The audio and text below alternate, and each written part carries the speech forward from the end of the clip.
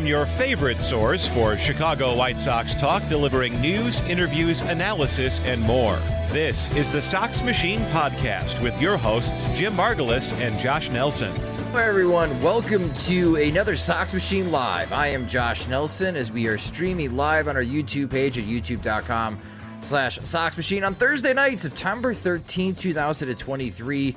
And this day, not really. The Chicago White Sox just lost the season series against the Kansas City Royals as the Royals visited Chicago, won 2 out of 3. And that is the third straight season that the Kansas City Royals have won the season series against the Chicago White Sox, which is all sorts of depressing. I'll be joined later in the show with Jim Margulis, the managing editor of SoxMachine.com, as we'll talk about what happened against Kansas City.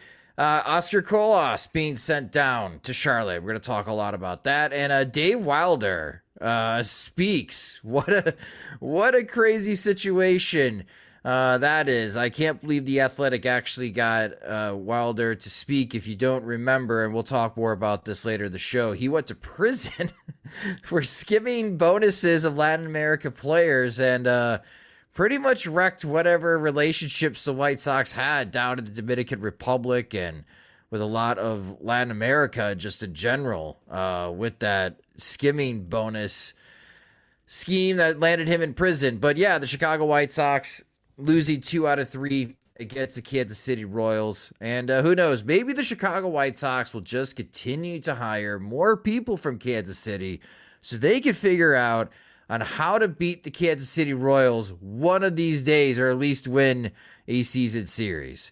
But I think I bought enough time, and now I'm joined by Jim Margulis. Jim, welcome. They did it again. The Kansas City Royals, those darn Kansas City Royals, win another season series against the Chicago White Sox.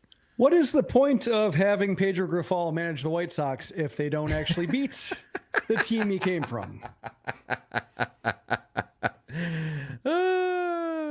I don't know. Yeah, I mean, I looked it up just to see, given the Royals' record, like it's possible, how many teams could they have a winning record against? And against teams that they faced multiple times, the White Sox are it. Yeah, and Alec made this comment on our YouTube channel. White Sox have had a really tough time beating the 3 Major League Baseball teams with worse records than them.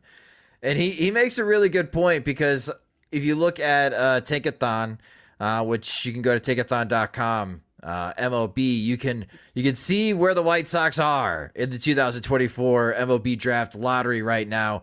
And this was captured before the White Sox losing. So the White Sox are 56-90 with 16 games left to go. They have to go 7-9 to avoid 100 losses. I do not like their chances. But right now, if the season were to end today, the White Sox still have a better record than Colorado, Oakland, and Kansas City. So Kansas City, Oakland, and Colorado, again, a reminder of the MLB draft lottery. Those 3 teams would have tied for the best odds of getting the number 1 draft pick at 16.5%. The White Sox currently have the 4th worst record in Major League Baseball, and their odds of getting the first pick in the draft is at 13.25%, and the White Sox are a couple games ahead, I think technically is the term, of Colorado in order to get into that top 3. But I'm sure in these last 16 games, Jim, from the effort we have seen as of late, they're going to try. The White Sox are going to try to get to that bottom 3 to enhance their chances of having the number 1 pick next year. They're going to give it what they got. It's a mix of veterans that are checked out, like Yasmani Grandal looks like he's basically more or less done.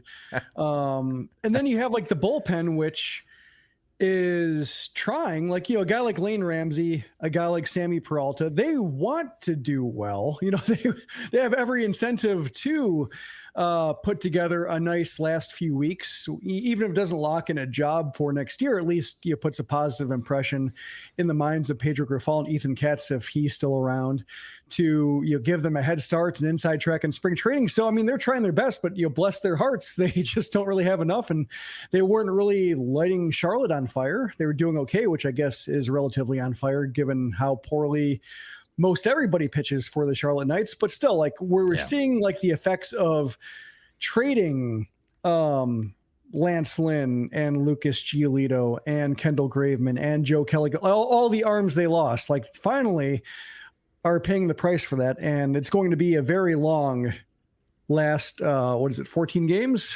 16 games. 16, yeah. I wish it were 14. Pray for rain. Let's not cheat ourselves. There's still 16 more games left to go in this season.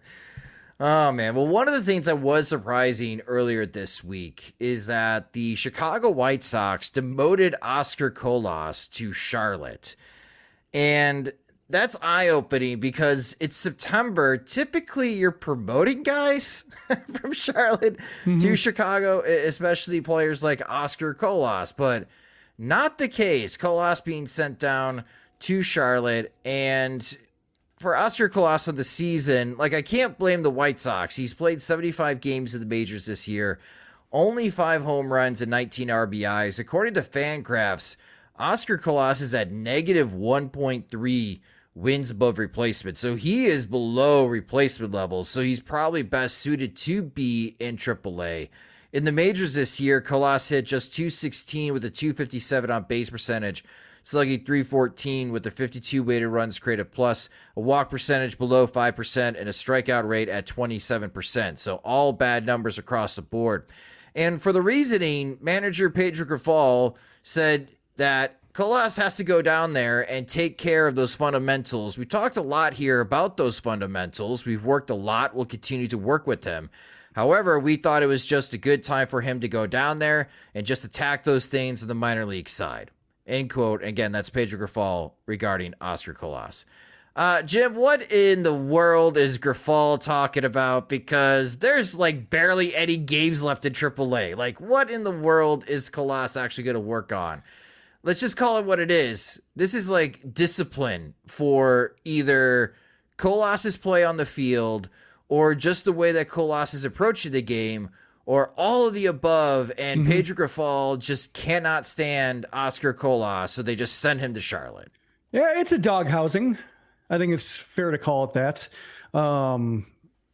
There really is, I guess Grifol could take a harder line. I guess I maybe support his talking around it, just because we've been talking about the last couple of weeks how he only saves his harsh words for rookies or guys who don't have guaranteed contracts or guys who are pre-arb and can be optioned down. And whenever somebody can't be optioned or is around, or the White Sox have made a financial commitment, it's just kid gloves. And we haven't even thought about issuing any kind of professional consequence for their poor play or poor efforts. So if he opened up double barrels on Grifol and on Colas and just said well, let's see, he can't hit, he can't field, he doesn't run. We're in September, he's still throwing to the wrong base. He still struggles to collect the ball in his mitt. What does he do well? You'd call that bullying, because he doesn't save that kind of rhetoric for anybody else except for somebody who can be shuffled down to Charlotte without any, financial implications, or, I guess it really only reflects poorly on Rick Hahn and Kenny Williams, and they're gone, and maybe Chris Getz, but Grifol is kissing up to Getz, so he's not going to do that. But it is pretty much a dog housing. And when you look at the way Colas has played, I don't really have much sympathy for him, just because it's bad. Yeah, again, the season numbers have been awful. I was optimistic before the season. I'm one of probably many idiots that literally put money on Oscar Colas to win the American League MVP, and he might not MVP. I'm sorry, American League Rookie of the Year. That I couldn't even imagine those odds. He might win least valuable player in the American League in 2023. I don't know how many players have that low of wins above replacement this year. I haven't checked, but it's pretty brutal. And he turns 25. He turns 25 on September 17th. So Oscar Colas' birthday is in 4 days. So happy birthday. You're back at AAA for the remaining of the season. And that would be something. If Grifol said that, I would laugh. It's just, Happy birthday to the ground. So just on Oscar Colas, real quick here. Mm-hmm. If he is truly in the doghouse for Pedro Grifol, and I agree with you, Jim, that I think he is, how in the world does Oscar Colas get out of that doghouse and regain the confidence from Pedro Grifol to man right field again? Like, what does Colas have to do to prove himself? Like doing one thing well. Like that's really what it comes down to. I mean, like I'm thinking like other, maybe like the most prominent doghousing I can think of among outfielders is like Brian Anderson in 2006. The tension between like offense and defense, he couldn't hit, he could field really well. He didn't mesh well with the other veterans, and Ozzie Guillen wasn't a big fan of him. And so he kept like throwing Rob Makowiak out there, and like Makowiak was terrible in center field. Like just, couldn't break the right way, never turned the right initial direction on balls hit over his head. Often, screwed himself into the ground, trying to locate the ball. And, I think the defensive metrics were a lot more primitive at that time, and certainly like mainstream media and the questions from reporters to the manager were a whole lot less detailed when it came to defensive metrics and just defense over offense and how it washes out. But just at least Anderson did one thing well, and over the next few years he'd do that one thing well, and it would keep him around for a little bit of time. Like Colas just doesn't offer anything. And that's, I think, what's most troubling is like watching him in Charlotte. I didn't see this kind of like poor defensive play. And it just seems like it's a game speed thing or something to where like, he struggles to collect the ball cleanly. He takes really nervous routes that he wasn't nervous about in either right or center in Charlotte. And like, it does seem like a processing thing. And so like on one hand, I guess that's where I do feel a little bit of sympathy for Colas, because like, it doesn't seem like it's a work ethic thing, or he's not taking it seriously enough, because like he has some quality reps in AAA. And when it comes to his time in Chicago, like it's not clicking, and it seems like the game speed overwhelms him, and like the fan, the processing power isn't there, and the fan starts going into overdrive, trying to cool down the system, and just he ends up like either locking up or throwing to the wrong base. And you can see like Elvis Andrus getting frustrated when he has to talk about who the right cutoff man is, and then they collide in the outfield because Colas isn't calling for the ball that he's charging at. Like it's just.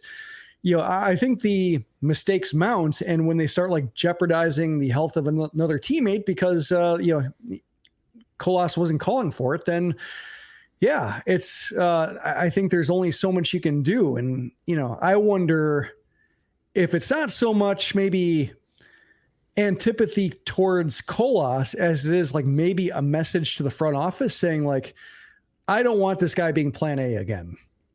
And that's a problem because the White Sox have so many positions to solve that like they're going to have to try to get by with a lesser option in one or multiple places on the 26-man roster. But like that just, it strikes me as a case where either like, maybe Colas really isn't doing something he should be doing when it comes to preparation, and this is the only way to get through to him, or it's a message to Chris Getz saying like, this guy isn't going to be able to do it. Let's end on a down note. So that way there is no optimism. There is no hot last week that changes people's minds. And if the work's not there and he doesn't really believe in the guy. I'm glad you mentioned that as far as like the plan A, because that was obviously the White Sox plan A coming into the season, was that Oscar Colas in November can handle right field. And clearly he did not do that job. And it raises this question as far as an organization. Why can't the White Sox solve right field? And for those watching on YouTube, a disclaimer, I should have this on the screen just to warn you of the following disturbing images that I have put together. This is a WAR chart since the 2003 season. So spanning the last 20 years, the amount of wins above replacement for the Chicago White Sox in right field. So it starts with, obviously, Magglio Ordonez at 4.6 WAR. And the White Sox, even though they won the World Series with Jermaine Dye in right field, not a lot of value because Jermaine Dye could barely move in those days. So not a lot going defensively, but the bat was good. And there was, I guess you call it mediocre right field play until Adamine shocked everyone and, put together a 7.2 WAR season along with the other right Alex fielders. Rios season, right? 2011. Yeah, 2011 is Alex Rios. So you have some peaks here. You got All-Star, rather. Yeah, you got All-Star Avi at 4.3 WAR. But this is where it gets really scary, and I'm going to highlight it in this next image here. This red box. Since the 2018 season, the combined WAR for White Sox right fielders is minus 3.7. And this year, it's not just Oscar Colas, it's everyone that's played in right field. They have combined to be worth negative 2.9 WAR, according to Fangraphs, in right field. Yikes. Yikes, Jim. And it's this graph here that you could just email to Chris Getz. And we probably should send it to Jerry Reinsdorf. Maybe Jerry Reinsdorf knows how to read a graph. I'm not quite sure. Maybe that's too advanced for him. Mm-hmm. But this is where someone has to have this conversation.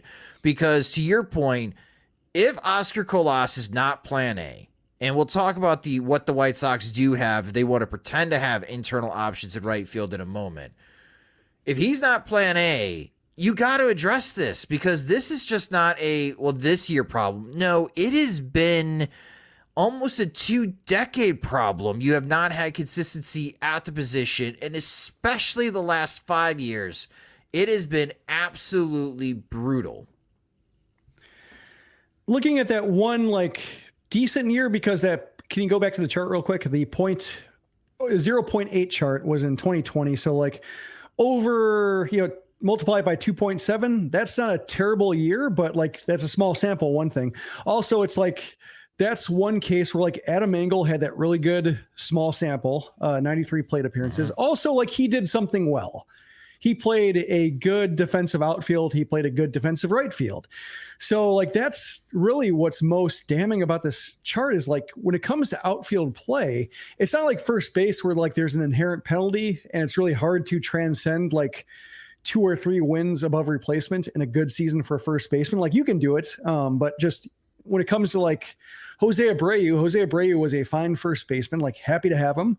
Not oftentimes a 3-win player or above a 3-win player. And everybody's fine with that because he produced in other areas. And there's just that penalty that drags everybody down. There is no real such penalty for right field. I mean, there's a little bit, but if you can play defense well, you'll stand out. And so in that 2020 season, he had Engel getting hot for a little bit in a small sample, also playing really nice defense, caddying for Nomar Mazara, who was bad, but also at least he was a major league player, barely, with the Rangers, but he had some power. He did some things well. Didn't quite show up at the White Sox, but Engel could bail him out with what he contributed because Mazara wasn't terrible. He was bad, but maybe in a better year, a full year, normal year, he has something closer to redeemable, and Engel doesn't need to do as much heavy lifting. But everything afterwards is just treating it like an afterthought, or being too clever by Adam Eaton, yeah, we'll get him back. He's exactly he did what we wanted him to do the first time he was here. And sure, we're going to be asking less of him this time around. So surely he can deliver less. Putting first baseman in right field, putting Eloy Jimenez in right field, or treating him as an option there because they never took the position seriously, just throwing all that money and wasting developmental years on guys, just playing them out of position. And that's where it all reflects just the White Sox piss poor planning. And when Jerry Reinsdorf dismisses a deal for Shohei Ohtani out of hand, the way he apparently dismissed the idea of Bryce Harper after one meeting at the United Center, it's just it's penny wise and dollar stupid. And that's Jerry Reinsdorf. He's, or Rick Hahn, the flex, maintaining flexibility above anything else is like, yeah, it's like you might save a little bit of money here and you might avoid that 13-year contract or $200-300 million. But like year after year, you're just throwing so much money down the toilet while Bryce Harper is doing cool things and selling jerseys and packing stands and drawing ratings and drawing national attention and winning MVPs and making all-star game, like all this stuff that like makes money and generates interest, not directly tied to numbers against dollars. Like, just Reinsdorf cannot process that.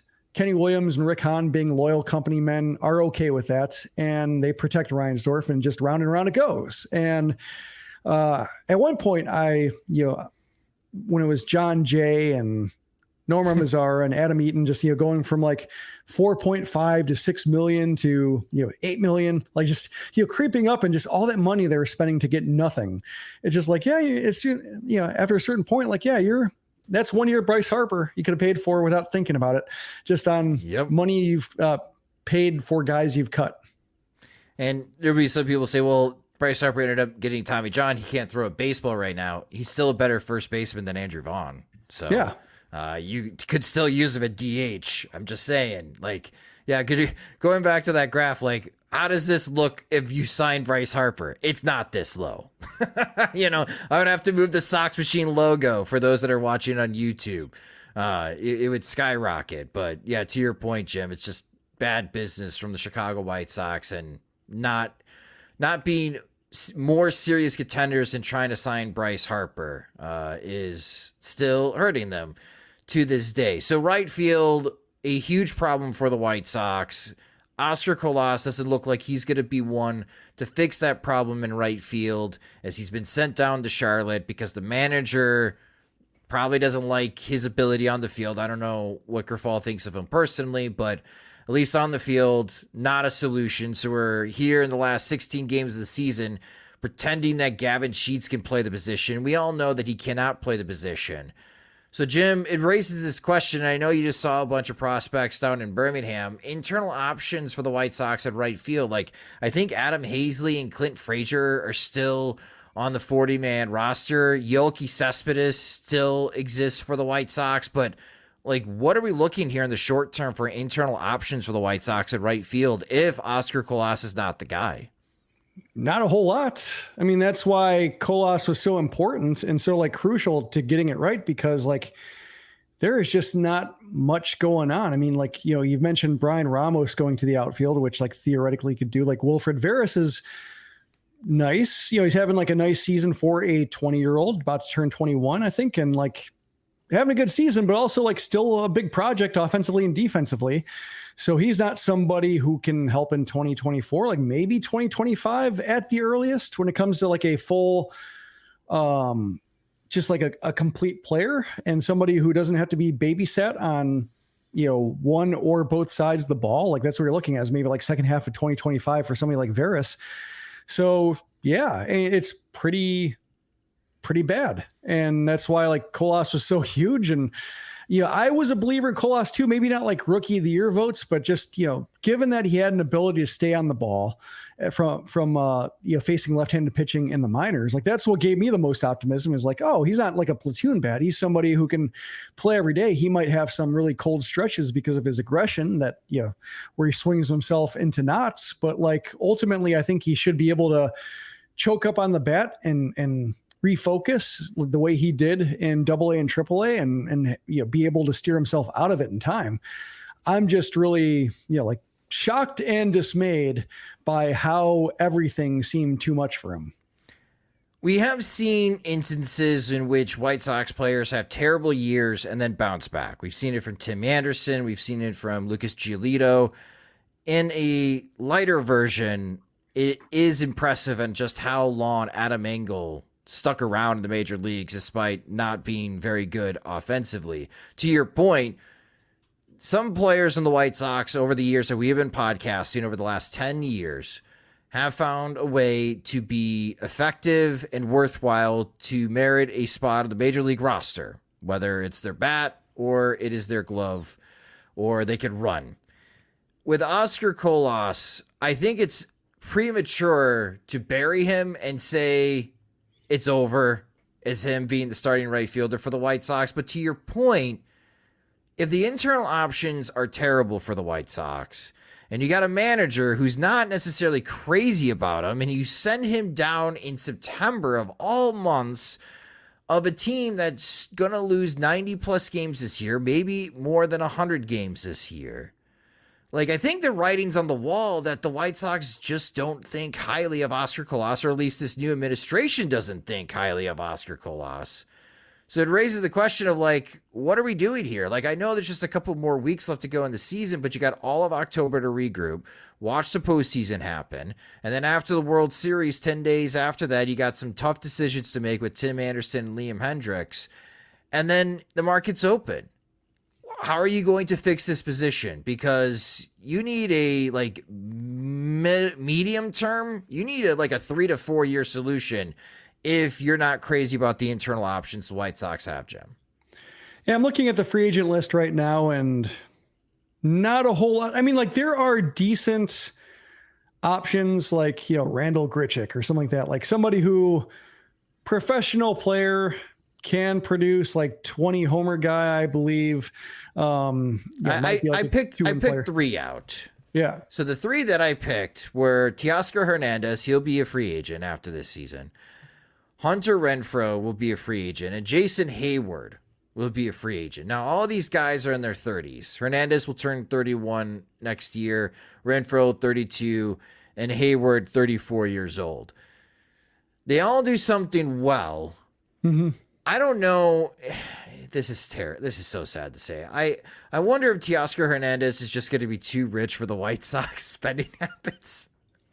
Well, I think like it, to me, I'm kind of setting my sights more for like, if I'm building a team and I'm not giving up on 2024, but also like not wanting to overinvest in 2024 for the sake of 2025. Like, I'm perfectly fine with stopgaps all over the place. Like, if the market is deep on 30-year-old outfielders or outfielders in their 30s who have been decent or up and down, like just, size up some guys, compare them, run your, whatever analytics department the White Sox have, like do your best due diligence, run it by your scouts, see like who might be flippable at the deadline next year. That's kind of how I look at it, is like 1 year, see if they produce enough to compensate for a White Sox team that maybe gets like a Yoan Moncada renaissance and an Eloy Jimenez, if he's still around, if his game coalesces and such, and you get like the perfect breaks from your internal talents, like bring in a couple of guys who might be able to be okay. But obviously you're not going to be counting on the White Sox core coming together because it hasn't come together for like 3 years in a row. So, that's why I think like I'm looking more at like Jason Hayward would be fine as like a 1 year guy who does something well, who is a character guy, who has left-handed bats, which always helps the White Sox. Like, yeah, I get that one. That one makes a lot of sense. But like trying to win a bidding war for somebody who is going to get like 3 or 4 years, and like in your like kind of like Yasmani Grandal, like the White Sox, they gave him a 4-year contract, and like obviously for a catcher who's going to be like 35 at the end of the contract, like you can't count on that 4th year being good. But because the White Sox are so cheap or so like small-minded when it comes to spending, like and can't spend past mistakes or spend past inefficiency, like they need all 4 years to count. Like then this year is definitely not like the time to invest in a Teoscar Hernandez who might have that same problem of like being replacement level by the time he's 34, 35, because as we've seen from Jerry Reinsdorf, like he doesn't care, or like he doesn't get it. He doesn't get aging curves. He doesn't get just, whether it's, Yasmani Grandal, whether it's like Adam LaRoche before he retired, like giving LaRoche a 2-year contract his first year is a disaster. And like, well, I guess we have to stick with Adam LaRoche for year 2. And then like, sure enough, like he ends up retiring and the White Sox, missed out on that market because they didn't want to spend. But like, that's how Reinsdorf operates. Like he gives a big contract, like you're stuck with that big contract, seeing it through all the way, unless it's like Jeff Keppinger money. So that's why like, I guess Larry Garcia would be the new Jeff Keppinger in that regard. But yeah, if 2024 is going to be not good, And it's going to be about waiting for the prospects to see which ones emerge by the end of 2024 and 2025, then I'm more or less being like a Jason Hayward guy, just more or less waiting at the market. And I'm more or less fine with that. Like last year or the previous 2-3 years were the time to attack right field. And because they didn't, like, trying to do it now would be too late. Yeah, I see your point, Jim. I just see the White Sox doing the opposite. I'd be like, great point, Jim. We're not going to do that. We don't have a year to waste. We don't have a year to waste. So let's get the best possible right fielder. But we're talking about not like high quality right fielders here that are available. I mean, we're trying to talk ourselves into Teoscar Hernandez, who's a 2-WAR outfielder, which, again, looking at the graph of what the White Sox are getting in right field the last 5 years would be like a godsend for them. As he's hit 25 homers, 87 RBIs this season for the Seattle Mariners in 144 games. I don't know what magic the Dodgers are using on Jason Hayward, but in 110 games, he's been worth 2.2 wins above replacement, according to Fangraphs, and he's got a 125 weighted runs created plus. I mean, even though he's hit 14 homers to 38 RBIs, that's not a high counting number total. Hayward this year's batting 269, 348 with a 481 slugging percentage. Like, the White Sox need that kind of guy. But again, Hayward turns 34 next year. Is the aging curve going to impact Jason Hayward? If he went from the Dodgers to the White Sox, does he go back to his Cubs form, which was not a very good player at all? So again, this general idea, like, can the White Sox contend in 2024? And we're really putting the roster under the microscope and looking at right field at this moment. And if Oscar Colas's plan A failed, you don't have any viable backup options internally, and there's nobody that's like crazy good that could help fix the position over the next 5 to 10 years. Like, you don't have another Bryce Harper available in right field. Like, this 2-decade problem just seems like it's going to continue to be a problem for the White Sox for the next 3 to 5 years, unless they draft an outfielder that they develop, where they sign an international prospect that's an outfielder that they develop to take care of this position. It's just like the lack of consistency in this position has been maddening. And I don't understand why they've never been more serious about addressing this position at all. I think it must have been some kind of Han quirk of just thinking like, yeah, if we hit enough, it doesn't matter. Like Jermaine Dye or something like that, as you mentioned, in 05 through 08, like, or kind of that era of Jermaine Dye being like, yeah, if you hit 30 homers, it doesn't matter if you run in quicksand, you'll be fine. And the White Sox just can't get to 30 homers. They can't get to 20 homers from right field. They can't sometimes get to 15 homers. And it just, the cycle repeats. The thing about Jason Hayward, I looked it up, is like what the Dodgers do is like the Dodgers tend to put guys in positions to succeed. And sure enough, Hayward has 20 plate appearances against left-handed pitching this year.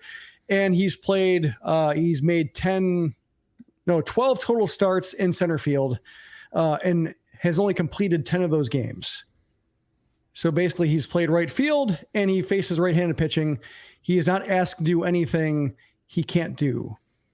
And that's why he's good. Whereas the White Sox, like, if Jason Hayward showed up as soon as Luis Robert sprains a thumb, like, you're our everyday center fielder. Yep. We need your leadership against left-handed pitching. And the numbers tank and the White Sox ruin what they have.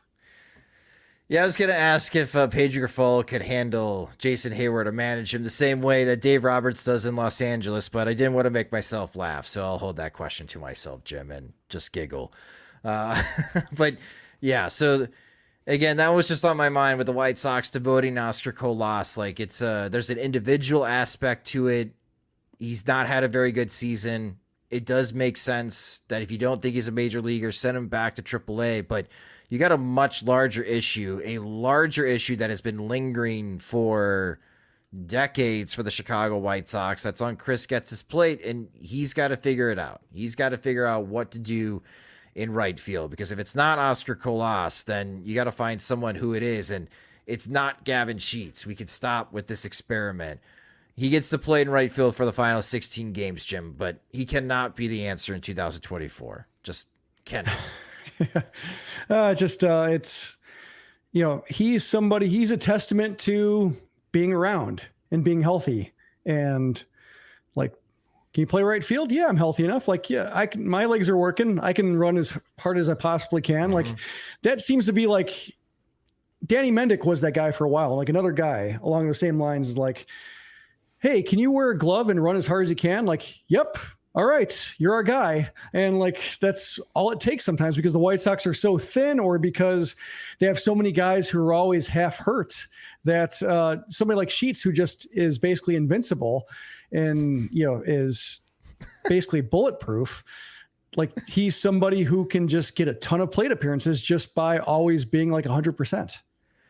Wow, Gavin Sheets sounds like a superhero. Does he have any other superpowers? Can he help offensively? He can take a punch. That's a superpower. He can take pain. That's a superpower. All right, great. That's awesome. Thank you.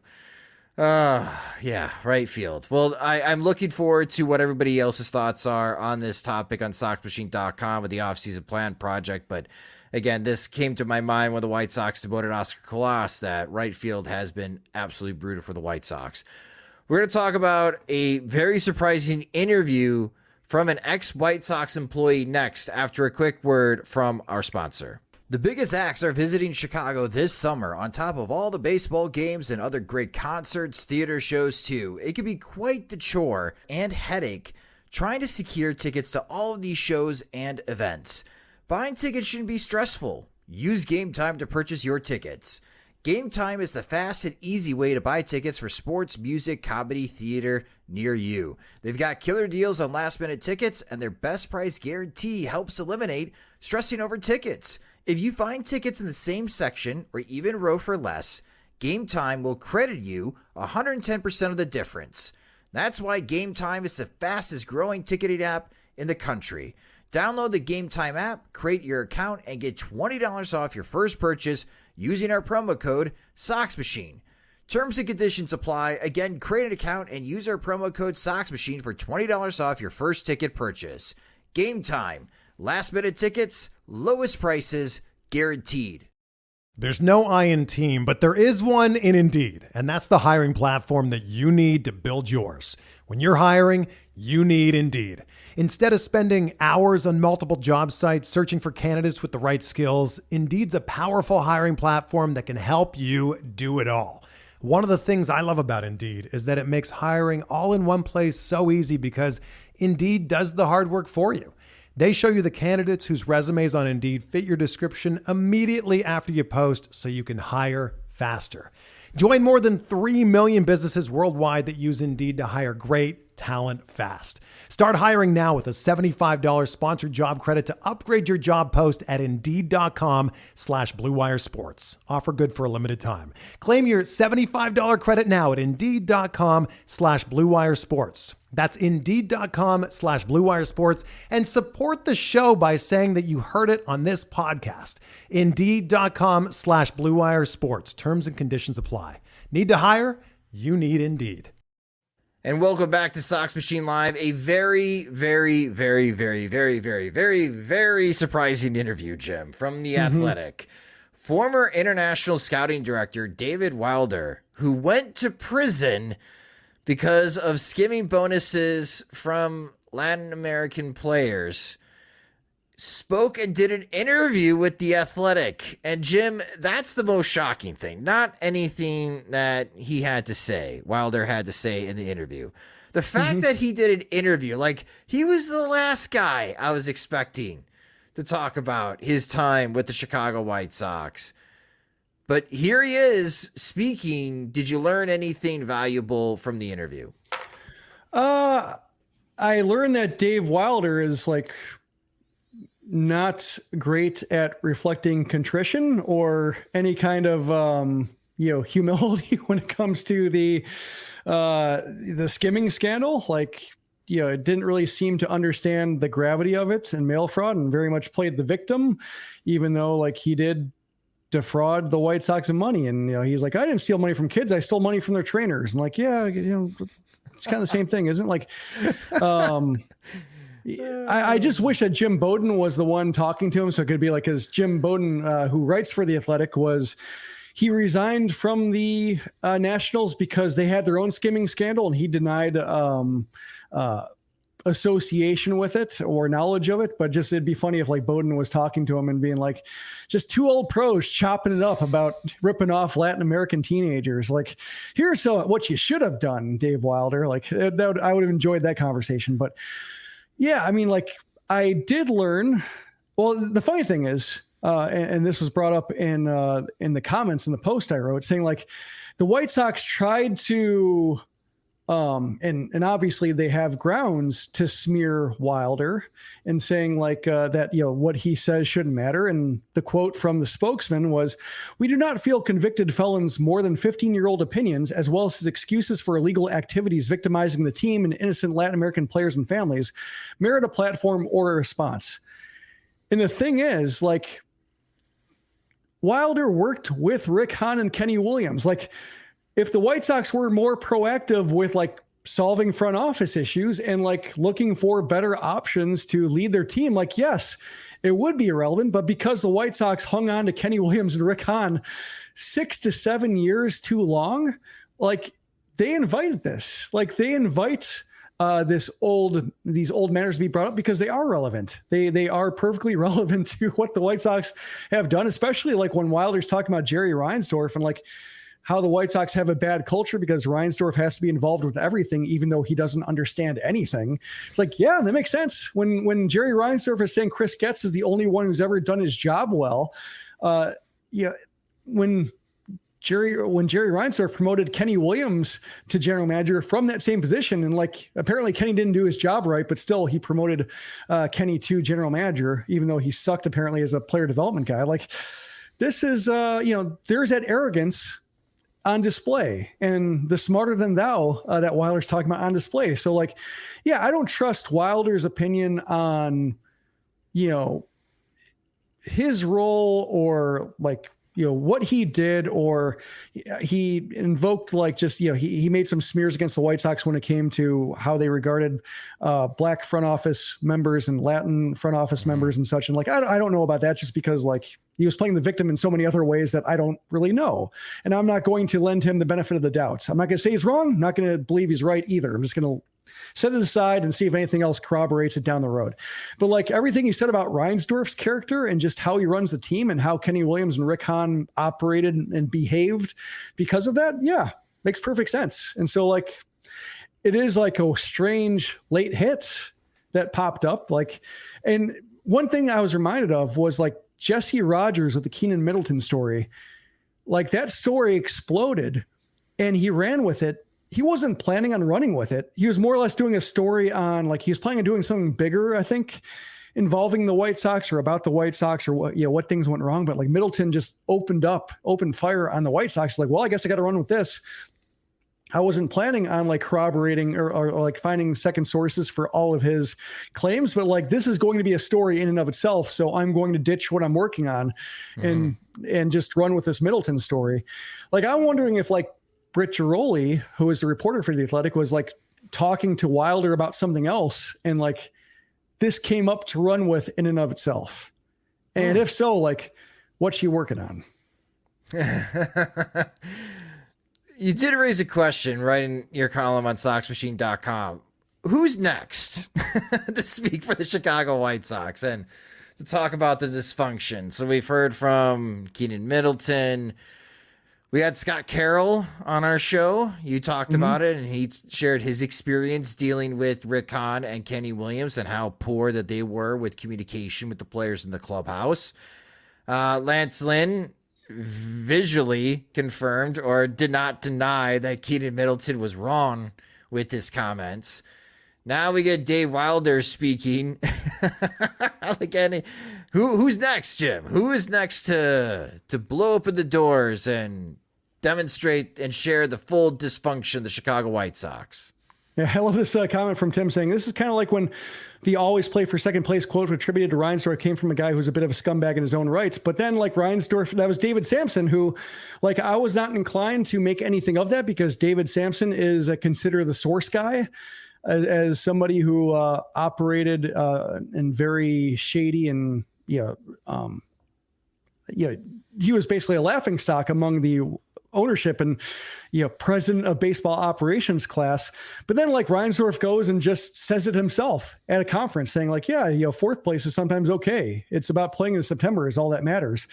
And the White Sox can't even do that. But just like the White Sox always have a way of validating anything somebody says that, you wouldn't be inclined to believe. So that's why, like, when it comes to like the claims Wilder made about like Latin and black employees and such, like, I'm not disagreeing or like, writing them off. I'm just, I don't trust him enough to believe it, but also like, wouldn't shock me if down the road some allegations come up that like are from a more credible source and go like, I guess Dave Wilder is right.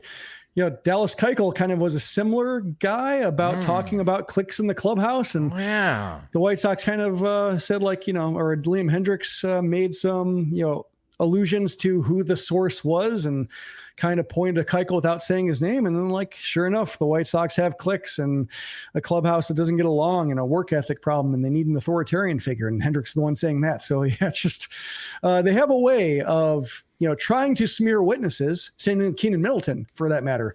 Like Rick Hahn was talking about like how Keenan Middleton has his own misconduct issues. And then sure enough, Hahn gets fired like 2 weeks later. So like Middleton got the last laugh there, but yeah, they can't do it. And like, when it comes to like who might be next, like I'm curious, like if this does snowball, if there is like a bigger story behind, why she was talking to Wilder in the first place, for instance, like there's going to be a whole lot of self-preservation instincts going on. Like Rick Hahn, if he wants another job, does he speak? Right. Or if he can't get another job in baseball that he wants, does he speak? Yasmani Grandal, like if he's at the end of the line, does he speak?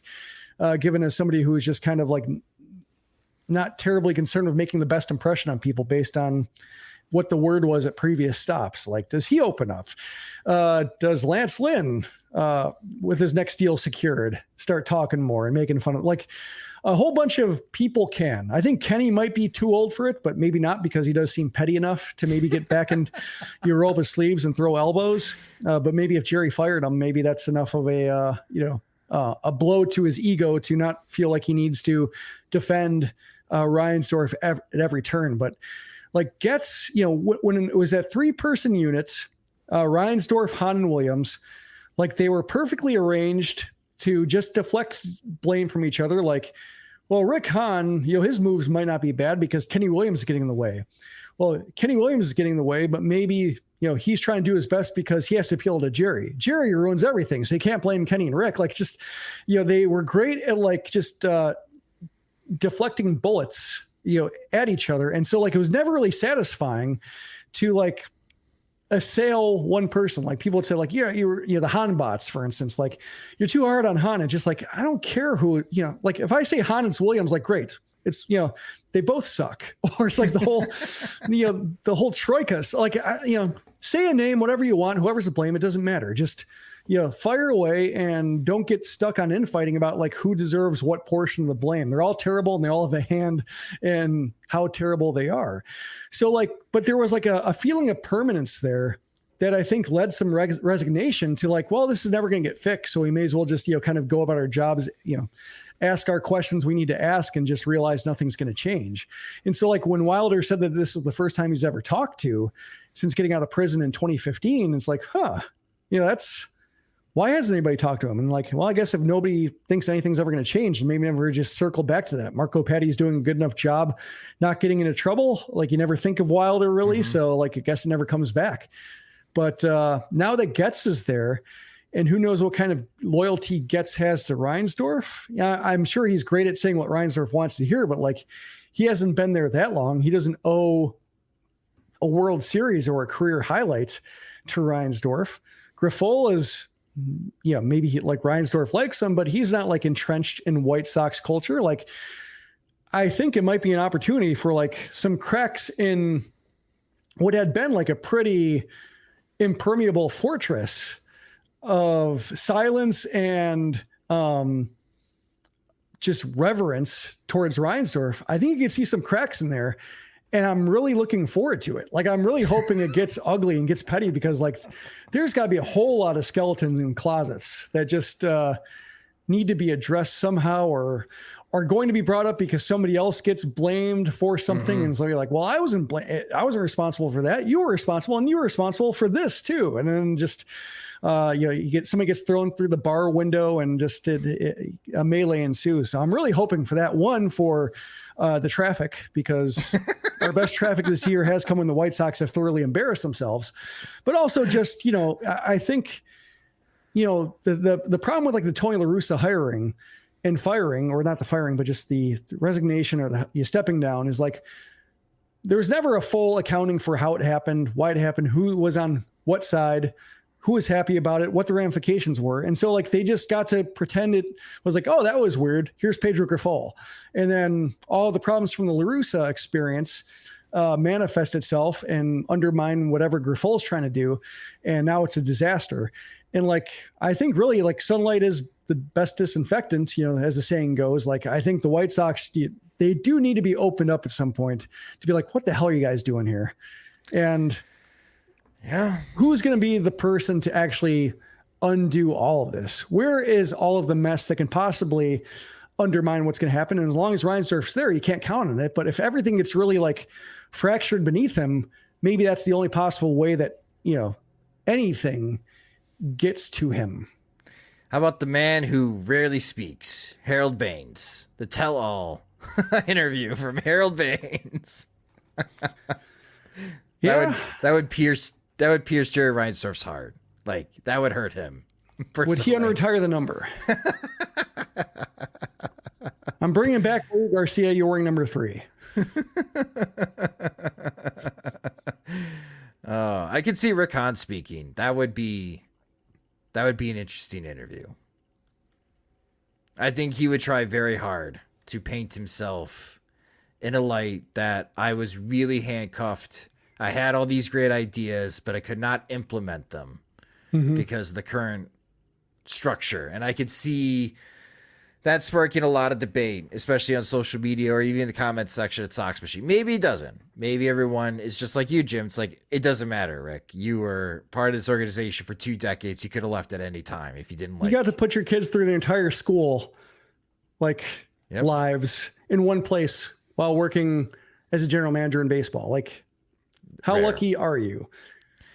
Like, that's really, that's kind of what he was playing for, was like stability. So like he got what he wanted, and, success is more or less secondary when you're in an organization that doesn't care to finish first.